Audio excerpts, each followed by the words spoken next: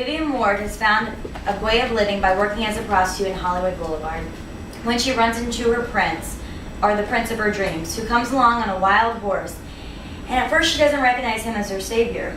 The prince, a ruthlessly wealthy businessman by the name of Edward Lewis, does not know that she could be anything different but a girl off the sidewalk. But he changes his mind after the first night with a beautiful stranger. Within a week, the two fall in love and have their fairy tale ending. This summary of the movie Pretty Woman by Julianne Reichel is just that, a movie.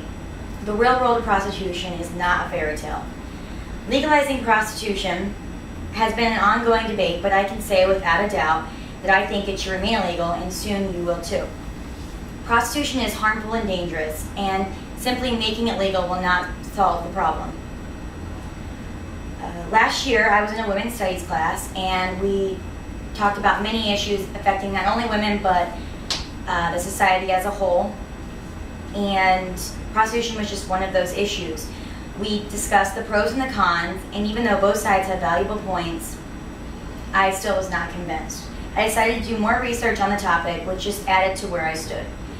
I'm going to state the facts because they are the cold hard truth, and I hope you too will agree what I've come to see about prostitution.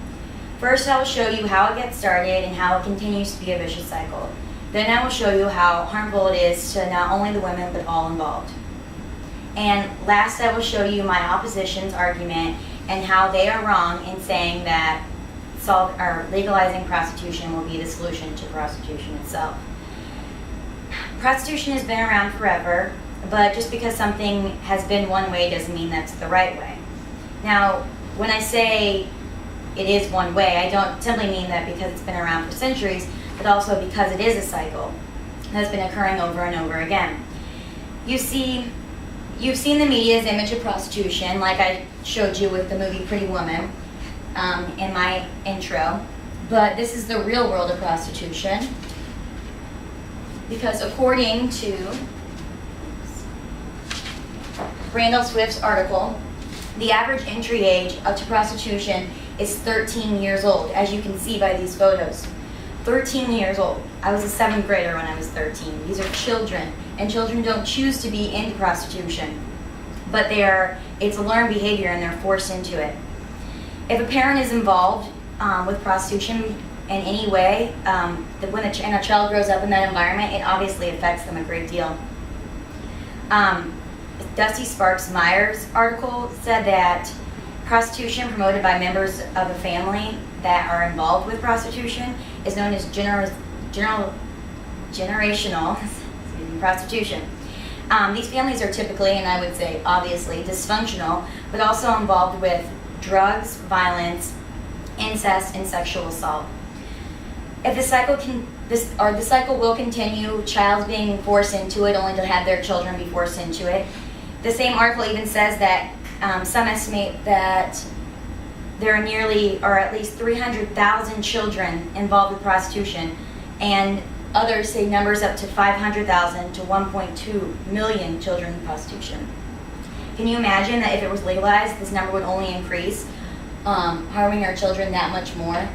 Because they are the youth of America, and do we really want our future turning into that?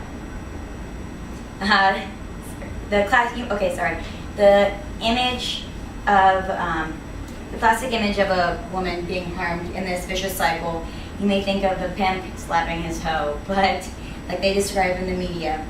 But it's not all this. I'm going to shout out some facts, so try not to get overwhelmed, but absorb what I'm saying.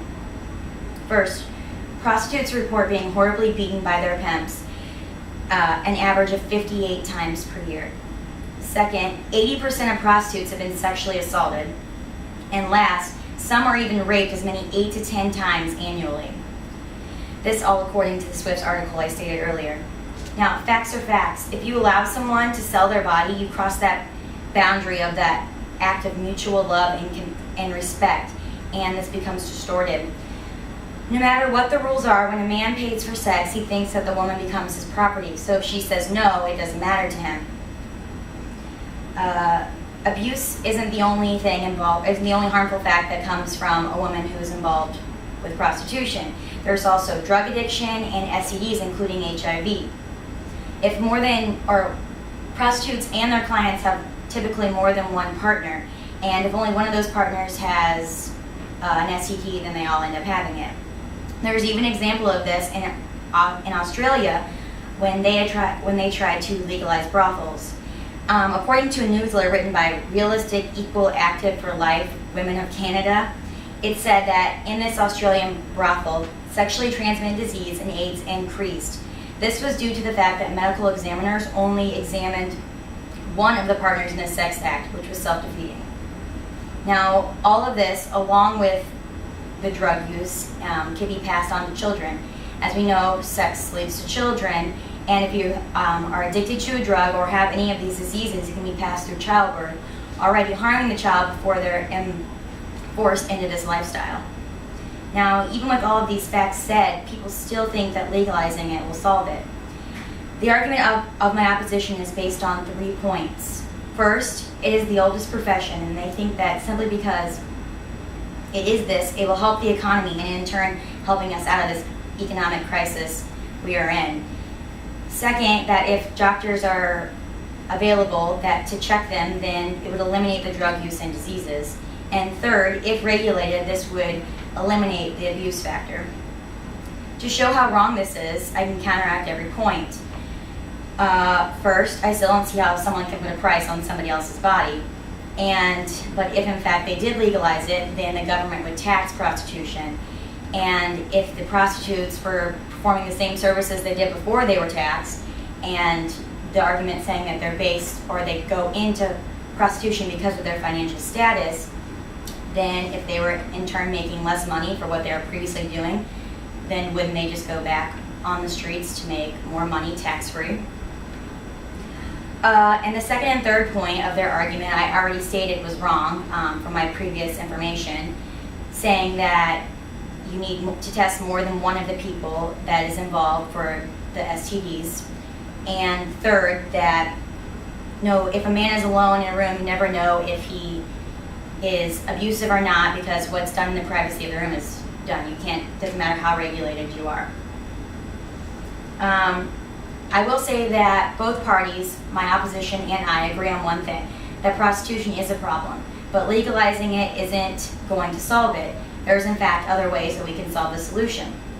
Come to a solution. First off, I think that we should crack down on not only the hookers, but their clientele as well. According to Swift's article, 90% of hookers are arrested for being involved with prostitution, and only 10% of their clients are. I think this is ridiculous, because if you think about it, if you take away the demand, then the supply will soon or closely follow. Also, I think that we could provide more shelters for abused women and women with drug-related problems. Also, we could work on the welfare issue so that if people are forced to, or if people are in having financial difficulty, then they could get jobs to support themselves and their children instead of being forced to go to the streets. Now, to wrap everything up, I'll just restate where I stand and where you should stand too. Prostitution is dangerous, harmful, and it's unregulated and risky to all those involved and who are witness to it. It should remain illegal. You've heard the facts and the negatives that it brings. You've heard my opposition's argument and their warped sense of reasoning on how legalizing it solves all issues. But it does not. I've told you why. Understand how it is wrong and how we can fix it. Don't let another young girl end up on the streets trying to support herself.